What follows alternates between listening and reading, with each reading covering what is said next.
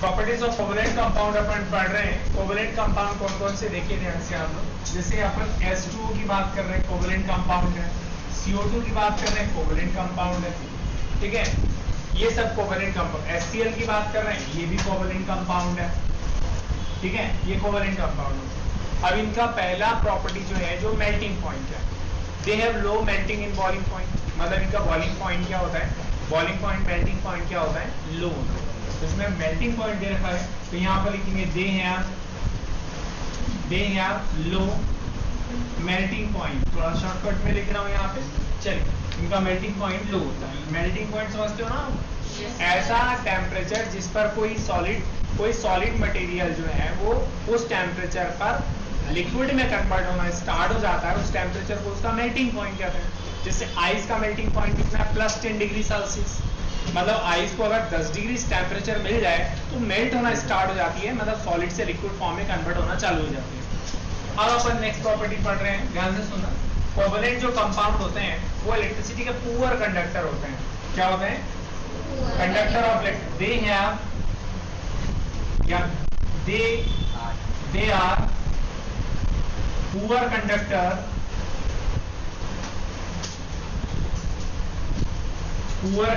of electricity। और तीसरी property है, ध्यान से सुना, they are volatile in nature. मतलब इनको गर्म करेंगे तो किसमें कन्वर्ट हो जाएंगे, वेपर में, गैस में कन्वर्ट हो जाएंगे। मतलब they are volatile in nature. They are, बंद कर दीजिए भैया। देखिए, एक क्वेश्चन हमें दिया हुआ है, कार्बन एक ग्रुप 14 का एलिमेंट है in the periodic table is known to form compounds with many elements. मतलब हम जानते हैं कि ये जो कार्बन है, जो 14 ग्रुप का एलिमेंट है, वो दूसरे बहुत सारे एलिमेंट के साथ रिएक्शन करता है और कंपाउंड बनाता है। नहीं आ रही बात समझ? ठीक है, अब आपको ये बताना है, right an example of the compound from the which. मतलब आप भाई कार्बन जो है 14 ग्रुप का एलिमेंट है, आप जानते हो, तो ये भी जानती हो कि लगभग 3 मिलियन कंपाउंड्स हैं हमारे पास अभी कार्बन के। कितने हैं, 3 मिलियन से। तो उनमें से कम वो बोल रहा, 2 एग्जाम्पल तो दे दो, 2 एग्जाम्पल दे दीजिए। कौन कौन सा, क्लोरीन के साथ रिएक्शन करके क्या बनाएगा और ऑक्सीजन के साथ रिएक्शन करके क्या बनाएगा, ये चीज आपको बतानी। आ रहा नहीं आ रहा बेटे? अब ए पॉइंट में हम कार्बन की रिएक्शन क्लोरीन से कराएंगे, कार्बन और क्लोरीन की रिएक्शन कराएंगे। बी पॉइंट में देखिए ध्यान से आप, ऑक्सीजन की रिएक्शन कार्बन की रिएक्शन ऑक्सीजन से कराएंगे। कार्बन की रिएक्शन किससे कराएंगे, कार्बन की क्लोरीन से, कार्बन की ऑक्सीजन से। ये पॉइंट है। और ये कौन सा पॉइंट भी सॉल्व करेंगे अपन, बी पॉइंट। अब सबका इलेक्ट्रॉनिक कॉन्फ़िगरेशन लिख लेते हैं अपन। आप जानते हैं कार्बन के आउटर मोशन में कितने इलेक्ट्रॉन है, 6। कार्बन के आउटर मोशन में कितने हैं, 6। बेटा 4 ही है भाई, टोटल 6 होते हैं कार्बन के पास। चलने दीजिए, टोटल कितने इलेक्ट्रॉन्स हैं, 6 हैं। तो 2 k शेल में आगे बाहर कितने, 4। तो ऑक्टेट पूरा करने के लिए 4 की जरूरत अभी और है। ठीक है, ये क्लोरीन का इलेक्ट्रॉनिक, कार्बन का इलेक्ट्रॉनिक कॉन्फ़िगरेशन देखेंगे। क्लोरीन के इलेक्ट्रॉनिक कॉन्फ़िगरेशन की बात करें तो कितने इलेक्ट्रॉन्स होते हैं टोटल, 17। 2 k शेल में, फिर 8 और फिर बाहर वाली में 7। आउटर मोशन में 7 इलेक्ट्रॉन्स है क्लोरीन के पास। तो ऑक्टेट पूरा करने के लिए कितने चाहिए, 1 और चाहिए। वेरी वेरी गुड, 1 और चाहिए मात्र। ओके, अब उस प्रकार से अपन कार्बन के पास आउटर मोशन में कितने, 4 हैं, 4 और चाहिए। लेकिन ऑक्सीजन के पास टोटल इलेक्ट्रॉन कितने, 1। तो जो अंदर इंटरनल शेल में आउटर मोशन में कितने, ऑक्टेट पूरा करने के लिए कितने चाहिए, 2 चाहिए। नहीं आ रही बात समझना आपको? इतना मालूम है तो सब कुछ कंपाउंड बन जाएगा, बस इलेक्ट्रॉनिक कॉन्फ़िगरेशन पता होना चाहिए। ये बंद कर दीजिए, मोर इलेक्ट्रॉन। अब देखिए मैंने यहाँ जानकारी लिखी है, carbon has 4 electrons in its outermost shell, it needs 4 electron more, and chlorine has 7 electrons in its outermost shell, and it needs only 1 electron for completing to its octet। octet पूरा करने के लिए क्या करेगा, 1 इलेक्ट्रॉन की जरूरत है। अब मैं इलेक्ट्रॉनिक कॉन्फ़िगरेशन लिख देता हूँ। देखो इधर में कार्बन के पास टोटल इलेक्ट्रॉन कितने हैं, 6। और यहाँ पे क्लोरीन के पास कितने हो गए बताइए, क्लोरीन के पास कितने, 17। तो इलेक्ट्रॉनिक कॉन्फ़िगरेशन क्या होगा बोलो, K और L, K और L और M तो यहाँ पर बचेगा 2 और 4, आउटर मोस्ट शेल में 4, और यहाँ पर 2, 8 और 7, आउटर मोस्ट शेल में कितने 7। ये वाला सेकंड पॉइंट वाला अपन बाद में लिखते हैं। देखिए अब कार्बन और क्लोरीन से कौन सा एलिमेंट बनने वाला वो अपन चेक कर लेते हैं। समझ में आ रहा है? आ रहा बेटे, नहीं आ रहा है? तो देखिए कार्बन की मैं बात करता हूं तो कार्बन जो है यहाँ पे कार्बन 4 इलेक्ट्रॉनों को लूज कर सकता है, निकाल सकता है, ठीक है, मतलब शेयरिंग करने के लिए निकाल सकता है। तो कार्बन का ऑक्सीडेशन हमेशा कितना बनता है बेटे, +4। और एक चेक कर लेते कंपाउंड क्या बनने वाला है। फिर इसके बाद में क्या होगा बताओ। क्लोरीन अपने ऑक्टेट पूरा करने के लिए 1 इलेक्ट्रॉन लेगा तो कौन सा चार्ज आएगा उसके ऊपर, -1। नहीं आई बेटे, तो ये 4 यहाँ लिख दीजिए और 1 यहाँ लिख दीजिए। तो एक रफ आइडिया मिल जाएगा कि C और Cl से कौन सा कंपाउंड बनेगा, C1 बनेगा और Cl4 बनेगा। C1 Cl4 बने नहीं, समझ में। CCl4 को कहते हैं कार्बन टेट्रा क्लोराइड, ये कार्बन और ये टेट्रा क्लोराइड। मतलब यहाँ पे CCl C और Cl की मदद से क्या बनेगा, CCl4। देखिए ये 4 ऑक्सीडेशन, ये -1 ऑक्सीडेशन, क्रॉस मल्टीप्लाई करते हैं तो C1Cl4 या CCl4 carbon tetra chloride compound बन जाएगा। रफ आइडिया लग गया। कैसे बनेगा वो चेक कर लेते हैं अपन, है ना। कार्बन देखिएगा यहाँ पे, कार्बन सेंटर पर रखेंगे अपन, और क्लोरीन देखिए कार्बन के पास ऑटोमेशन में 4 इलेक्ट्रॉन है, 1 2 3 और ये 4। देखिए अब हम क्लोरीन की बात करते हैं तो अच्छा 4 दिशाओं से 4 इलेक्ट्रॉन आएंगे तो 4 क्लोरीन जोड़ना पड़ेगा ना भाई। ये देखिए 1, ये 2, ये 3 और ये 4। तैयार हो आप लोग? ये देखिए 4 डायरेक्शन से 4 इलेक्ट्रॉन आने वाले कार्बन के पास, तो 4 ही क्लोरीन जोड़ने वाले। क्लोरीन को 1 इलेक्ट्रॉन की रिक्वायरमेंट है जबकि कार्बन को 4 इलेक्ट्रॉन की रिक्वायरमेंट है। समझ आ रहा है? तो क्लोरीन एक ही साइड जाए, 1 इलेक्ट्रॉन की जरूरत है, ठीक है, क्लोरीन एक ही साइड जा रहा है, देखो यहाँ। लेकिन कार्बन 4 दिशाओं से क्लोरीन ले रहा है क्योंकि उसको 4 इलेक्ट्रॉनों की रिक्वायरमेंट है। इतनी तो समझ में आ गई बात। तो यहाँ पर आउटर मोस्ट शेल में कितने इलेक्ट्रॉन बनाए, 7। तो यहाँ पे देखिए 1 2 3 4 5 6 7, 1 2 3 4 5 6 7 ऑप्शन। अब देखिए इलेक्ट्रॉनों की शेयरिंग होगी, एक बार यहाँ से शेयरिंग होगी, देखिए एक बार यहाँ शेयरिंग होगी, एक इस साइड शेयरिंग होगी, एक यहाँ पे शेयरिंग होगी, और कार्बन की शेयरिंग ऐसी हो जाएगी। देखो आप काउंट कर लीजिए, कार्बन के पास कितने इलेक्ट्रॉन है, 2 4 6 8 ऑक्टेट पूरा।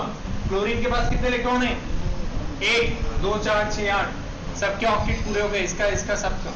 मतलब कितने कोवेलेंट बॉन्ड चुके हैं बेटे, बन चुके हैं 4। एक बार शेयरिंग यहाँ हुई तो एक कोवेलेंट बॉन्ड यहाँ बन गया, देख लीजिए एक कोवेलेंट बॉन्ड यहाँ हो गया, एक कोवेलेंट बॉन्ड यहाँ हो गया, एक कोवेलेंट बॉन्ड यहाँ, एक कोवेलेंट बॉन्ड यहाँ। मतलब एक कंपाउंड बन गया CCl4। कौन सा बन गया बेटे, CCl4। ये देखिए C bond Cl bond Cl bond Cl and bond Cl। ये देखिए कोई दिक्कत तो नहीं है, ये स्ट्रक्चर। अब उन्होंने कहा कार्बन और ऑक्सीजन की रिएक्शन करवाओ, तो बहुत आसान है। सेकंड B नंबर का जो क्वेश्चन है वो भी सॉल्व करके दिखा देता हूं मैं। ये कार्बन है, देखें, और कार्बन के पास आउटर मोस्ट शेल में कितने इलेक्ट्रॉन हो गए, 4, 1 2 3 4। अब इसकी ऑक्सीजन के साथ रिएक्शन करवाना है, तो ऑक्सीजन के साथ रिएक्शन कैसी होगी, ऑक्सीजन की ये 2 एटम हो गए, देख लीजिए आप यहाँ पर 1 2 3 4 5 6, 1 2 3 4 5 6। समझ में आ रहा सभी को? अब 4 इलेक्ट्रॉनों की जरूरत कार्बन को थी तो 2 इलेक्ट्रॉन इस साइड से आ जाएंगे, 2 यहाँ से। ऑक्सीजन को रिक्वायरमेंट कितनी की, 2 थी, 2 की थी, 2 इधर से आ गए। ऑक्सीजन को रिक्वायरमेंट 2 की थी तो ये 2 इस साइड से आ जाएंगे। समझ में आ रहा सभी को? बंद कर दो। देखो इस तरीके से शेयरिंग होगी, यहाँ पर कर दिया। ये एक बार शेयरिंग यहाँ पे, एक बार शेयरिंग है, एक बार शेयरिंग, एक बार यहाँ शेयरिंग। क्या मतलब हुआ, ये लोन पेयर है बेटा जो बॉन्ड नहीं बनाते, ये लोन पेयर है 2, ये 2 लोन पेयर है, और ये वाले कौन से हैं, बॉन्ड पेयर है। तो कौन सी गैस बन के बताइए, CO2 मतलब कौन सी, नाइट्रोजन, कार्बन डाइऑक्साइड। आ रहा बेटे, मतलब कार्बन ऑक्सीजन से कौन सा कंपाउंड बनेगा, कार्बन डाइऑक्साइड। कोई दिक्कत तो नहीं आता है? क्या हो गया? अभी तो यही चालू यही समझा है यार। एलोट्रॉप्स क्या होते हैं, ध्यान से सुना। अगर कोई एलिमेंट ऐसा, कोई एलिमेंट 118 एलिमेंट हमारे पास अभी हैं, उनमें से कोई एलिमेंट अगर ऐसा है जो नेचर में एक से ज्यादा फॉर्म, एक से ज्यादा रूपों में पाया जाता है, रूप समझते हैं, 2 आर मोर देन 2 फॉर्म्स, 2 या 2 से ज्यादा रूपों में पाया जाता है, लेकिन उनकी फिजिकल प्रॉपर्टीज कैसी होती है सबकी, मान सुन लो। कोई एक एलिमेंट है जो नेचर में एक रूप में नहीं मिलता, उसके अलग अलग फॉर्म्स मिलते हैं, एक ही एलिमेंट के अलग अलग फॉर्म्स मिलते हैं नेचर में, लेकिन उन सभी की फिजिकल प्रॉपर्टीज कैसी होती हैं, डिफरेंट, लेकिन सबकी केमिकल प्रॉपर्टीज कैसी होती हैं, सेम। तब उन सारे रूपों को उस एलिमेंट के एलोट्रॉप्स कहते हैं, और इस प्रॉपर्टी को एलोट्रॉपी प्रॉपर्टी कहते हैं। If an element is found in nature in 2 or more than 2 forms, but they have the different physical properties and having the same chemical properties, उनकी फिजिकल प्रॉपर्टीज डिफरेंट होनी चाहिए और उनकी chemical properties कैसी होनी चाहिए, सेम, क्योंकि element एक ही है तो केमिकल प्रॉपर्टी सेम होंगी और फिजिकल प्रॉपर्टी दिखने में अलग अलग होंगे वो, ठीक है।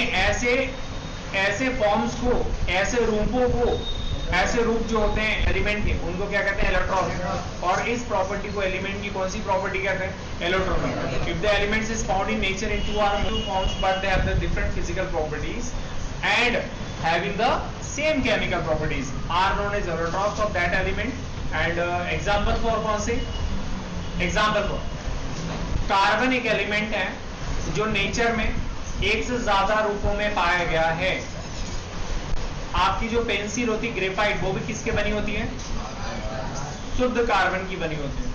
और जो डायमंड हीरा होता है वो भी किसका बना होता है, शुद्ध कार्बन से बना होता है। और जो एक फुल्लेरिन होता है, फुल्लेरिन बॉल जैसा स्ट्रक्चर रहता है, उसको एक बॉल, फुटबॉल की बॉल जैसा स्ट्रक्चर रहता है, 60 कार्बन एटम से बना होता है, वो एक छोटा सा बॉल जैसा स्ट्रक्चर रहता है, कार्बन से बना होता, उसको फुल्लेरिन कहते हैं। क्या कहते हैं हम, फुल्लेरिन कहते हैं। तो कार्बन एक्चुअल में अपन 2 ही रूप पढ़ते हैं अभी, तो एक कार्बन के 2 रूप पढ़ते हैं, एक तो डायमंड और दूसरा कौन सा, graphite.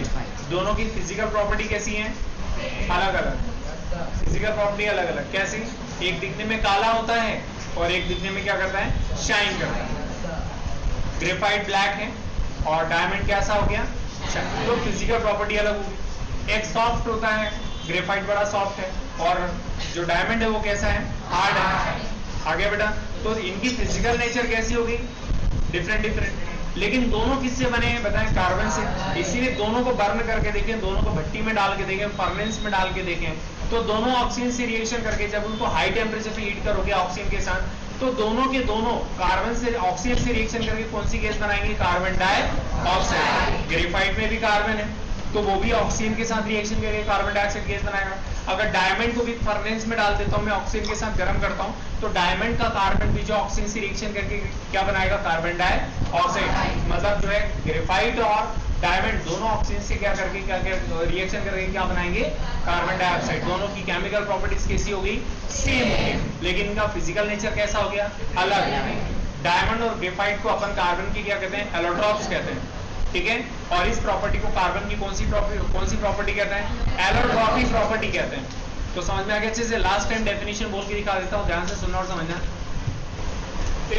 If an element is found in nature in 2 or more than 2 forms, having the different physical properties but they have the similar chemical properties, then these forms of that element are known as allotropes, and this property of that element is known as the allotropy property. Example for, there are 3 types of allotropes are found in nature of the carbon element. पहला है diamond, graphite and फुल्लेरिन। समझ में आ रहा है। Most common कौन से होते हैं जो हम जिनको जानते हैं, carbon and graphite and diamond. समझ में आ गया अच्छे से। अब देखिए आप डायमंड और ग्रेफाइट के बारे में पढ़ना चाहते हैं अपन। देखिए ये जो ग्रेफाइट है ब्लैक कलर का, ग्रे कलर का मटेरियल है, ग्रे कलर का सब्सटेंस है।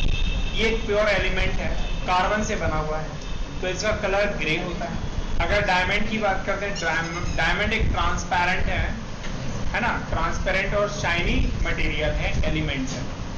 तो दोनों में अंतर है, एक वाइट है, शाइनिंग करता हुआ है, और दूसरा क्या हो गया, ब्लैक।